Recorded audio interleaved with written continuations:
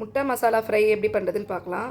ஒரு தேவையான முட்டையை பாயில் பண்ணிவிட்டு இந்த மாதிரி கட் பண்ணிவிட்டு நம்ம கேஸ் ஆன் பண்ணாமல் முதல்ல இந்த மசாலாலாம் மிளகாத்தூள், மஞ்சத்தூள், உப்பு போட்டுட்டு தண்ணியை விட்டு நல்லா கரைச்சிக்கணும். தேவையான தண்ணி குழம்பு மாதிரி நம்ம கரைச்சிக்கிட்டோம். ஏன்னா ஆன் பண்ணிட்டா கருத்து போயிடும் மசாலாலாம். அப்புறம் எண்ணெய் நல்லா அது எண்ணெய் தனியாக பிரிஞ்சு வர அளவுக்கு கொதிக்கணும். அப்போ தான் அந்த பச்சை வாசனை, மிளகாத்தூள் வாசனை வராது. நல்லா ஆனதுக்கப்புறம் நம்ம கட் பண்ணி வச்சுருந்த முட்டையை இந்த மசாலாவோடு சேர்த்துட்டு எல்லாத்தையும் சேர்த்துட்டு திருப்பி போட்டால் சூப்பரான முட்டை மசாலா ஃப்ரை ரெடி ஆகிடும்.